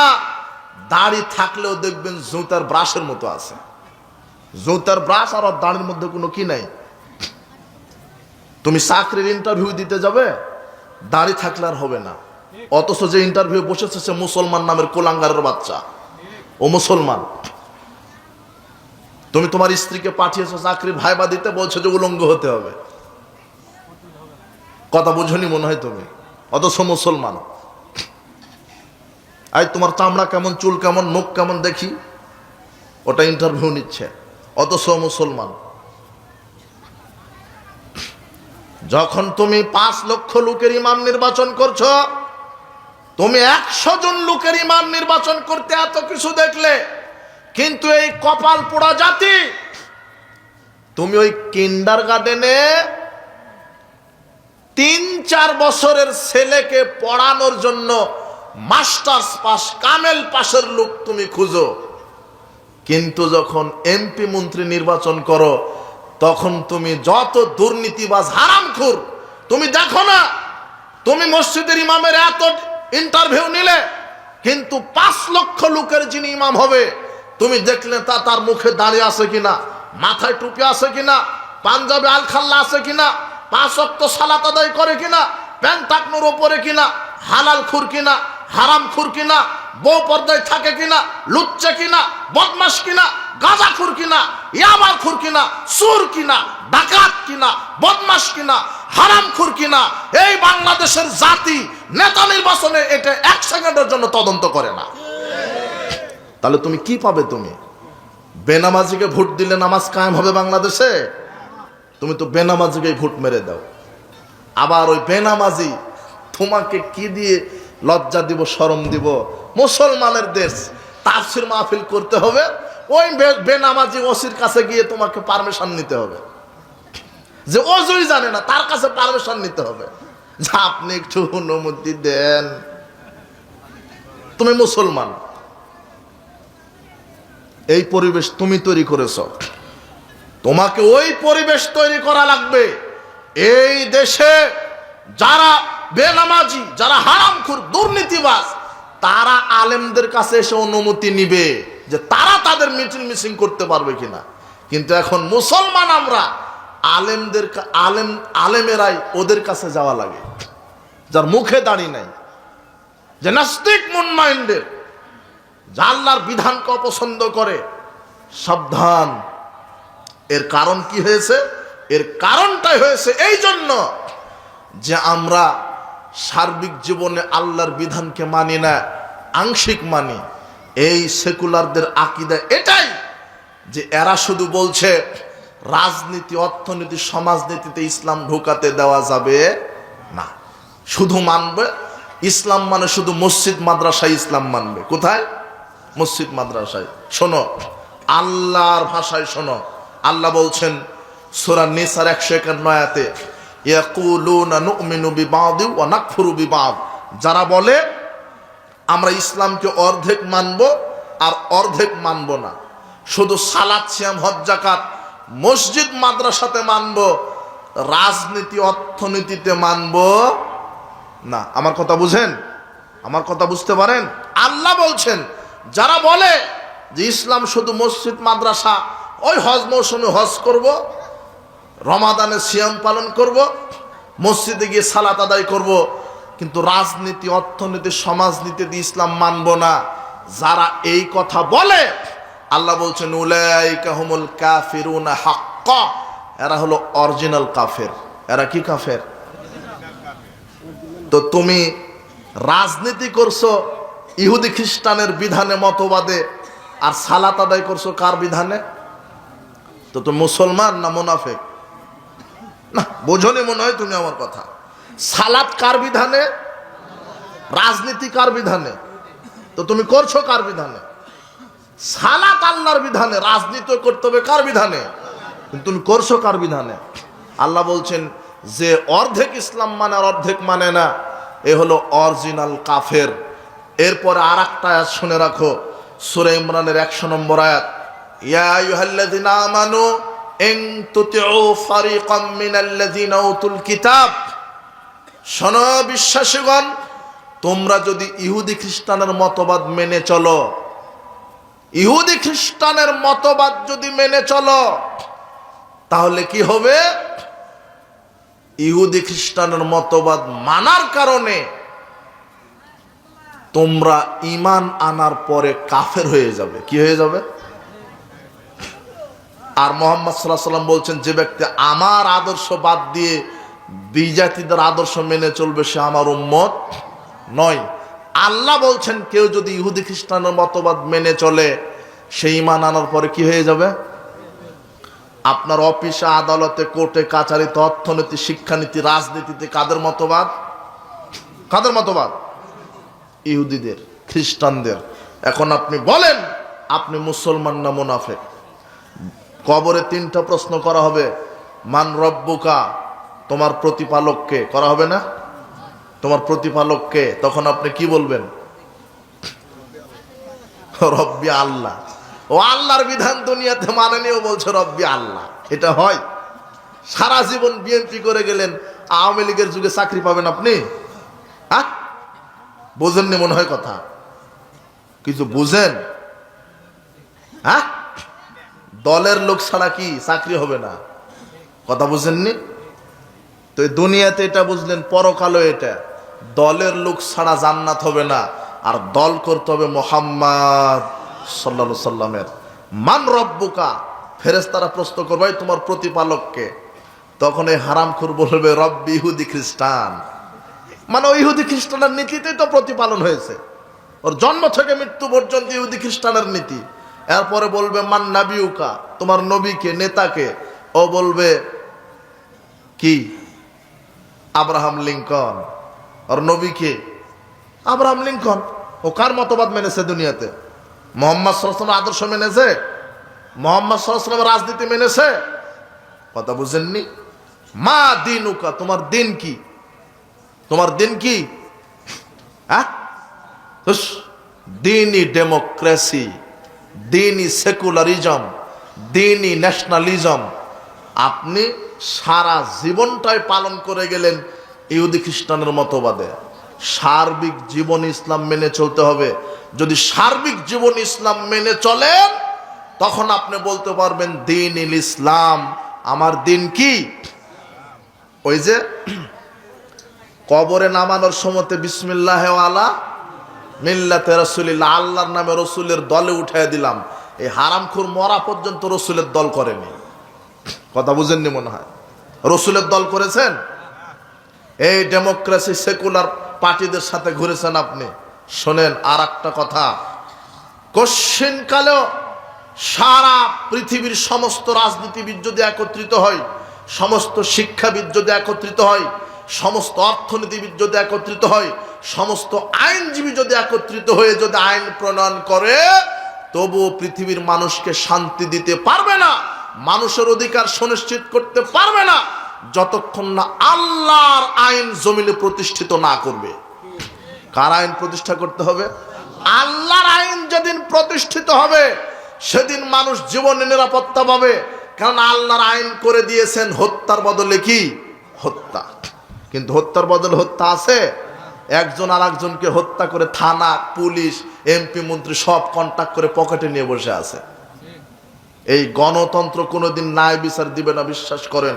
গণতন্ত্র এটা হত্যাতন্ত্র, এটা কুফরিতন্ত্র, এটা শিরকিতন্ত্র, এটা দুর্নীতিতন্ত্র, এটা একেবারে ধোঁকাতন্ত্র একটা। এই গণতন্ত্রের সাথে কোনো মুসলমানের বাচ্চা এক সেকেন্ড জড়িত থাকতে পারে না। আমার দেহে যতদিন শ্বাস আছে আমি বলে যাব, ইহুদি খ্রিস্টানের এই বস্তা বসা মতবাদের বিরুদ্ধে আমি বলে যাব। কেন? আমি মুসলিম, আমার একটাই মতবাদ, তার নাম হচ্ছে ইসলাম।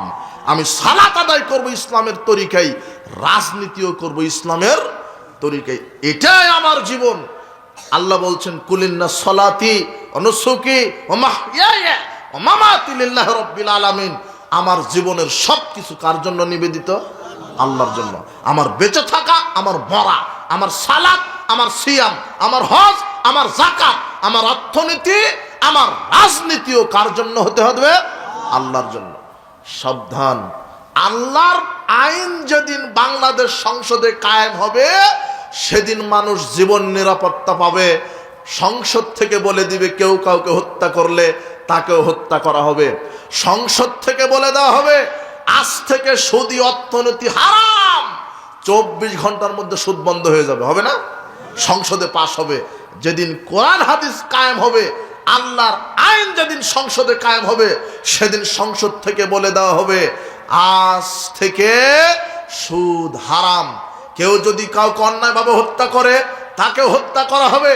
কেউ যদি বিবাহের পরে জেনায় লিপ্ত হয় তাকে হাজার লক্ষ কোটি মানুষের সামনে বুক পর্যন্ত মাটিতে পুঁতে দিয়ে পাথর মেরে মেরে দিতে হবে। এই আইন যদি বাংলার জমিনে কায়েম হয়, জেনা করলে তাকে বুক পর্যন্ত মাটিতে পুঁতে তাকে মেরে ফেলে দাও, এই আইন যদি কায়েম হয়, বাংলাদেশ থেকে রাতারাতি লুচ্চামি বন্ধ হয়ে যাবে। হবে না? কিন্তু এই মানুষের তৈরি করা আইন দিয়ে লুচ্চামি বন্ধ, লুচ্চামি আরো বাড়বে। তোমার নেতারই 1400 নারীর সাথে জেনার সম্পর্ক আছে। যদি বাংলাদেশ সংসদে আইন প্রণয়ন করা হয়, আল্লাহর আইন যদি বাস্তবায়ন করা হয়, চুরি বন্ধ হয়ে যাবে। কারণ আল্লাহ বলছেন চুরি করলে কি কেটে দাও। কথা বুঝেননি? চোর আর থাকবে? ডাকাতি বন্ধ হবে। আজকে আপনি বিদেশ থেকে এসেছেন, ঢাকা শাহজালাল বিমানবন্দরে নেমেছেন, 3 ভরি স্বর্ণ ছিল, 5 লক্ষ টাকা ছিল, আপনি রাতে ব্রিফকেসের মধ্যে করে নিয়ে আসছেন, রাত 12টায় রওনা দিয়েছেন, জামালপুর সরিষাবাড়িতে আসবেন। আপনি আজকে ওই ব্রিফকেস ভর্তি টাকা নিয়ে আসতে পারবেন, এই গ্যারান্টি সরকার দিতে পেরেছে? হয় ছিনতাইকারী, না হলে দুর্নীতিবাজ, না হলে ডাকাত আপনাকে ধরে ওই ব্রিফকেসের টাকা লুট করে নিয়ে যাবে না? কিন্তু আপনি রাত 12টায়, দুপুর 12টায়, রাত 2টায় ঢাকা বিমানবন্দরে নামবেন, 2 হাতে ব্রিফকেস ভর্তি টাকা নয়, ব্রিফকেস ভর্তি স্বর্ণ নিয়ে পায়ে হেঁটে চলে আসবেন জামালপুরে। বাংলাদেশ সংসদে যদি আল্লাহর বিধান কায়েম থাকতো, ঢাকা এয়ারপোর্টে নেমে এই সরিষাবাড়ি আপনার বলার দিয়ার গ্রামে চলে আসতেন পায়ে হেঁটে। একটা ডাকাতও আপনাকে একটা পশমে আপনার টাচ করতে পারতো না, সংসদে যদি কার আইন থাকতো। কেননা আল্লাহর আইনে বলা আছে, যদি কোনো ডাকাত কোনো মানুষের সম্পদকে ছিনতাই করে নেয়, তাহলে ওই ডাকাতকে আজীবন জেলখানায় বন্দী করে রাখো। যদি কোনো ডাকাত কোনো মানুষের সম্পদ চুরি করতে গিয়ে ওই মানুষের শরীরে টাচ করে, শুধু একটা লাঠির বাড়ি দিয়েছে বা ছুরি দিয়ে আঘাত করেছে, তখন আল্লাহ বলছেন ওই ডাকাতকে ওই হাত পা উল্টোভাবে কেটে দাও, বাম হাত কাটো, ডান পা কাটো। বুঝেননি মনে হয় কথা? ডাকাতের 3টা শাস্তি আল্লাহ দিয়েছেন। কয়টা? আপনি ব্রিফকেস নিয়ে যাচ্ছিলেন রাস্তা দিয়ে টাকা ভর্তি, শুধু আপনাকে শরীরে টাচ না করে শুধু ব্রিফকেস নিয়ে নিয়েছে, তাহলে আল্লাহ বলছেন এই ডাকাতকে আজীবন জেলে থাকতে হবে। কথা বুঝেননি মনে হয়? আর কি হবে? টাকা তো ফেরত দিবে, আজীবন জেল। আর কি? যদি ব্রিফকেসটা নিতে গিয়ে যদি ডাকাত আপনাকে লাঠির আঘাত করে, শুধু শরীরে আঘাত করে, তখন আল্লাহ বলছেন যেহেতু আঘাত করে ডাকাতি করেছে, সেই জন্য ডাকাতের একটা হাত আর একটা পা কেটে দাও। পৃথিবীতে সবচেয়ে নির্মম শাস্তি এটাই। আপনার যদি 2 হাত পা উল্টাভাবে কেটে দেওয়া হয়, আপনার 5 পয়সার মূল্য নেই। না, একটু ভাবেন তো, দেখেন তো, ডান হাত কাটা গেছে, বাম পা কাটা গেছে, আপনাকে দিয়ে আর কি হবে? এরপরে আল্লাহ বলছেন যদি ডাকাত সম্পদের মালিককে হত্যা করে সম্পদ ছিনিয়ে নেয়, তাহলে ডাকাতকে ব্রাশ ফায়ার করে মেরে দাও। এই বিধান যদি বাংলাদেশ সংসদে আল্লাহর আইন পাস থাকে, এই ছিনতাইকারী চাঁদাবাজি আর ঘুরবে না। কথা বুঝেননি মনে হয়?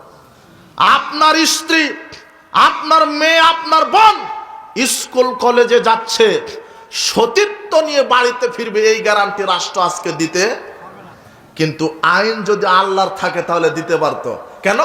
আল্লাহর আইন বলে দিয়েছে কেউ যদি বিবাহের পূর্বে জেনায় লিপ্ত হয়, তাকে 100 লাঠি পিটিয়ে 1 বছর এলাকা ছাড়া করো। বিবাহের পরে যদি কেউ জেনায় লিপ্ত হয়, তাহলে তার পৃথিবীতে বেঁচে থাকার কোনো সুযোগ। আল্লাহ বলছেন লক্ষ কোটি মানুষের সামনে, জনতার সামনে বুক পর্যন্ত এই জেনাকারকে গেড়ে দাও, এরপরে চতুর্দিক থেকে পাথর মেরে মাথা ফাটিয়ে মাটি সমান করে দাও। এই শাস্তি যদি জাতিকে দেখানো হয়, রাতারাতি লুচ্চামি বন্ধ হয়ে যাবে না? হবে। এটা কার বিধান? কিন্তু লুচ্চামি বন্ধ করবেন কিভাবে? যে লুচ্চামি বন্ধ করবে ও লুচ্চামি করে। তোমার নেতারই 1400 নারীর সাথে সম্পর্ক। বাংলাদেশ সংসদে যদি আইন কোরআন যদি থাকতো, তাহলে আকবর বিন আবেদের বলা লাগতো না বাবাজিরা পর্দা করো, মা বোনেরা। সংসদ থেকে বলে দেওয়া হতো কোন নারী যদি বেপর্দায় চলে তাহলে প্রথমে তার 1 বছর জেল, এরপর আবার যদি করে 2 বছর জেল, এরপর আবার যদি বেপর্দা চলে 5 বছর জেল, এভাবে শাস্তি সংসদ থেকে বলে দেওয়া হতো। আল্লাহ বলছেন আল্লাযীনা মাক্কান্নাহুম ফিল আরদি আকামুস সালাতু যাকাত, যেই সৎ লোকেরা যদি দেশের মন্ত্রী হয়, ইসলাম যদি ক্ষমতায় আসে, আল্লাহ বলছেন রাষ্ট্রীয়ভাবে বলে দেওয়া হবে আজ থেকে বাংলাদেশের 18 কোটি মুসলমান আকেল বালেগ প্রত্যেক নারী পুরুষকে 5 ওয়াক্ত সালাত আদায় করা বাধ্যতামূলক। যদি কেউ সালাত আদায় না করে তার আজীবন জেল হবে। এটা সংসদ থেকে বলে দেওয়া হবে। কথা বুঝেননি মনে হয়? আমার মতো আকবর বিন আবেদের নগা থেকে এসে বলা লাগবে না বাবাজি বিড়ি সিগারেট জর্দা গুলিয়া বা খায় না। কোরআন যদি সংসদে থাকতো, তাহলে সংসদ থেকে বলে দিত কেউ যদি একবার বিড়িতে মুখ দেয়, তাহলে বাংলাদেশের সবচেয়ে যেটা দামি কোম্পানির জুতা, সেই জুতা দিয়ে তাকে 40টা পিটাতে হবে। এটা হলো ইসলামের বিধান। কেউ যদি মদ খায়, তাকে প্রথমে কয়টা জুতার বাড়ি? তাহলে তোমার হেডমাস্টার কয়টা খাবে? তোমার এই যে চেয়ারম্যান মেম্বার যারা মন্ত্রী আছে, সমাজে যার ডিগ্রি যত বড় তার গাঁজার পাওয়ার তত বেশি। ও বলছে যে আমি বিসিএস ক্যাডার মানুষ, আমি যদি আকিস কোম্পানির বিড়ি খাই কেমন লাগে? অন্তত তো ব্যঞ্জন সুইচ খাওয়া লাগে। যার টাকা কম তার গাঁজার পাওয়ারও কম।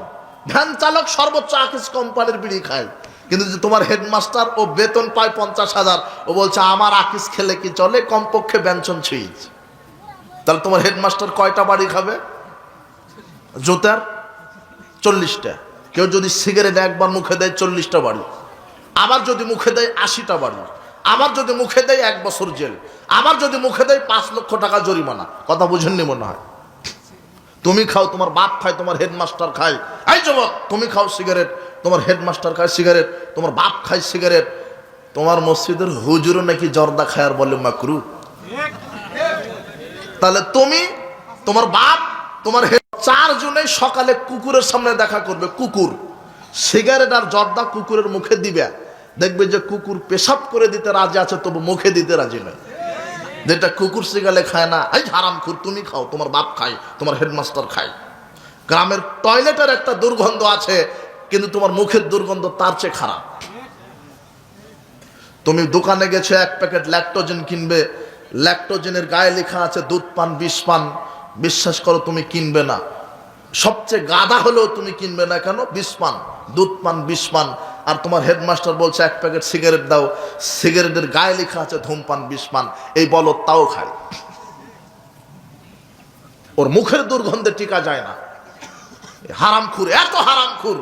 তাহলে সংসদ থেকে বলে দেওয়া হতো আজ থেকে মাদক হারাম, তাহলে আর ওয়াজ হতো সংসদে। কথা বুঝেননি মনে হয়? ওয়াজ কোথায় হতো? সংসদে। আর ন্যায় বিচার তখনই হবে। শোনেন, ইসলাম নেতার পরিবর্তন চায় না, ইসলাম নীতির পরিবর্তন চায়। কথা বুঝেছেন? ওই এখন ডক্টর ইউনুস আছে, ইউনুসই থাক, ও দাড়ি ছেড়ে দিবে ডক্টর ইউনুস, টুপি পড়বে, কোরআন পড়া ভালোভাবে শিখবে, বড় মাওলানা হয়ে যাবে। আর ওই বাংলাদেশ সংসদে কয়টা সিট আছে? 300টা। 300টা সিটে বাংলাদেশের হকপন্থী আলেম ওলামাকে এমপি মন্ত্রীর দায়িত্ব দিবে, আর বাংলাদেশের সংবিধান করবে কোরআন আর হাদিস। বাস, যথেষ্ট হয়ে যাবে। বলেন আলহামদুলিল্লাহ। আর কিছু চান আপনি? চান? আমার যাওয়া লাগবে, আমি খাবো। সব খারাপ ধান্দাতে নেমেছে। এত দল কেন রাজনীতি করতে? এত দল কেন? বাংলাদেশ স্বাধীন হওয়ার পর থেকে আজ থেকে দলীয় সরকার পেয়েছে। বিশ্বাস করেন, আজ পর্যন্ত এদেশের মানুষ জনগণের সরকার এখনো পায়নি। আওয়ামী লীগ ক্ষমতায় গেলে আওয়ামী লীগের সরকার, বিএনপি ক্ষমতায় গেলে বিএনপির সরকার, কিন্তু জনগণের সরকার আমরা পেলাম না। কথা বুঝেননি মনে হয়? এখন আওয়ামী লীগের দাদা বাবুরা কোথায় আছে? দেশেই নাই। ওরা বলছিল খেলা হবে, খেলা শুরু হয়েছে, ওরা মাঠেই নেই। তুমি আবার ঠিক বলছো কেন? এই যুবক, তুমিও তো হারামখোর। শোনো, তুমি বলছো যে ওরা 17 বছর খেয়েছে, আমরা খাবো না। তোমরা ক্ষমতায় যাওয়ার আগেই তো চাঁদাবাজি শুরু করে দিয়েছ। বাপ বেটা ওই সরিষাবাড়ি বাজারে গিয়ে ভাঙ্গা থাল নিয়ে ভিক্ষা করে খাও, তবু চাঁদাবাজি করো না। তোমার লজ্জা শরম থাকা উচিত। তুমি ছুরি দেখিয়ে, পাথর দেখিয়ে, লাঠি দেখিয়ে চাঁদাবাজি শুরু করেছ। চাঁদাবাজ, দুর্নীতিবাজ, স্বেচ্ছাচার, স্বৈরাচার। তোমার শরম থাকা উচিত, তোমার হায়া থাকা উচিত। তুমি কোন লজ্জাতে বলছো ওরা খেয়েছে আমরা খাবো না? তোমার ভিক্ষা করে খাওয়া উচিত। তুমি চাঁদাবাজি শুরু করেছে কেন? আল্লাহ বলছেন আল্লাতী লাম ইউখলাক মিসলুহা ফিল বিলাদ। ফেরাউনের মতো শক্তিশালী প্রধানমন্ত্রী আমি কিয়ামত পর্যন্ত তৈরি করব না। বলো তো কার মতো? ফেরাউন।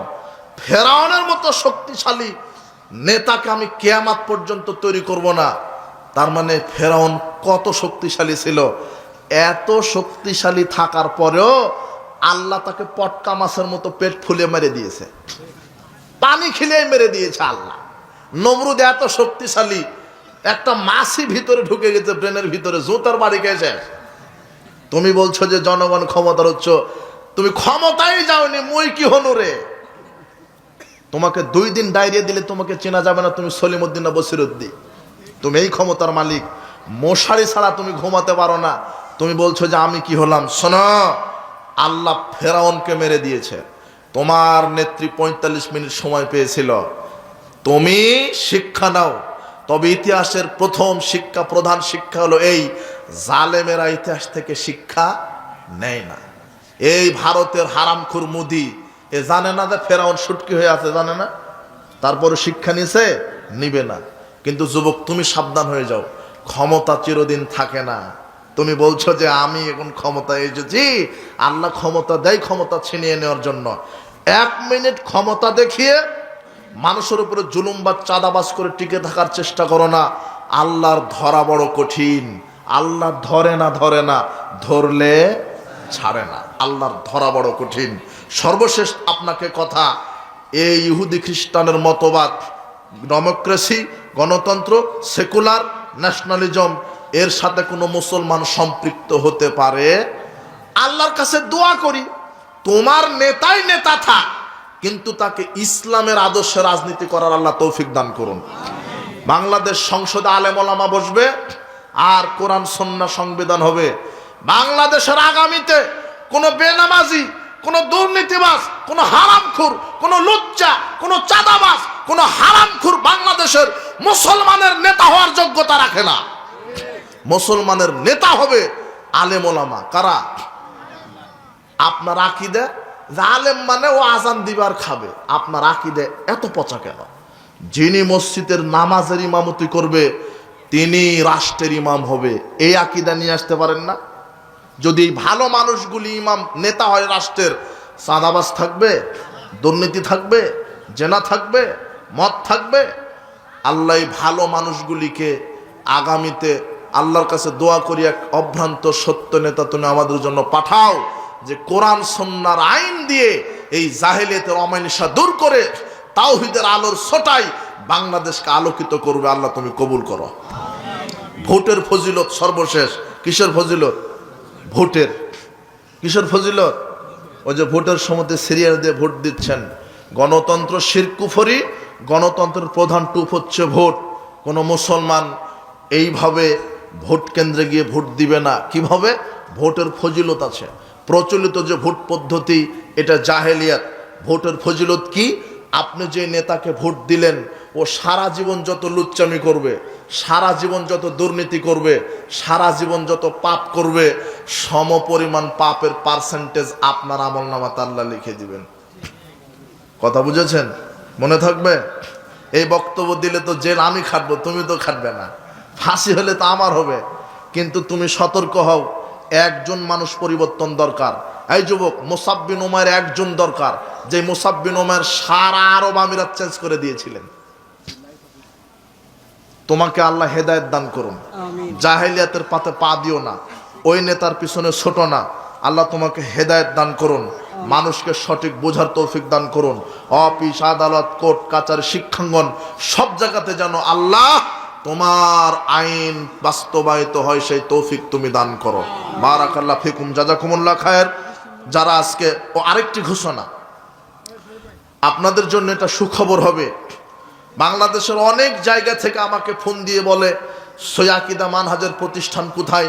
আমার ছেলেকে ভর্তি করাবো, আমার মেয়েকে ভর্তি করাবো।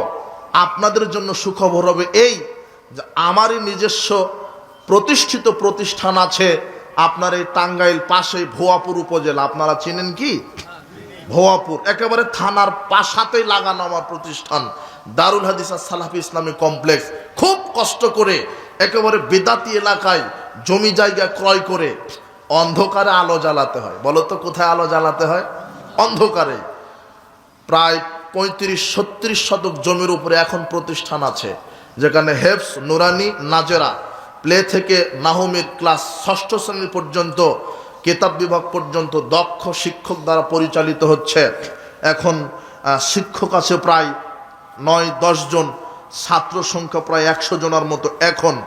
তো আপনি আপনার সন্তানকে সুনাগরিক হিসেবে প্রতিষ্ঠিত করার জন্য আমাদের প্রতিষ্ঠান অনেক দিনই ভাই যোগাযোগ করে।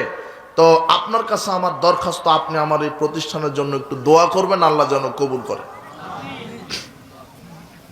প্রতিষ্ঠান দেখতে যাবেন পাশেই, এখান থেকে মনে হয় 30 কিলোমিটার হবে না, 30-35 কিলো সর্বোচ্চ হতে পারে ভুয়াপুর। ওটা আপনার সন্তানের জন্য প্রতিষ্ঠান, আপনি একটু দোয়া করেন। ভর্তি ডিসেম্বরের 1 থেকে জানুয়ারির 15 তারিখ ভর্তি ফর্ম শুরু হয়েছে, ভর্তি হচ্ছে আলহামদুলিল্লাহ। যেখানে হেফস আছে, নুরানি, নাজেরা আছে, 1 থেকে 6 পর্যন্ত, আবাসিক অনাবাসিক। আল্লাহ, আপনি আল্লাহর কাছে বলেন আল্লাহ যেন আমার প্রতিষ্ঠানটি কবুল করে, শারীরিকভাবে সহযোগিতা করবেন। জুয়া খেলে, জুয়া খেলা তো হারাম। যেটা মোবাইলে গেমস খেলো তোমরা, এটা হারাম। এই যে ফ্রি ফায়ার, পাবজি না আরো কত কি, আমি তো ওগুলো জানি না, 2টা শিখেছি, ফ্রি ফায়ার আর পাবজি। আরো খেলে ক্যারাম, ছক্কা, লুডো খেলা হয় মোবাইলে, এগুলি হারাম, কাবিরা গুনাহ, পরিণাম জাহান্নাম হবে।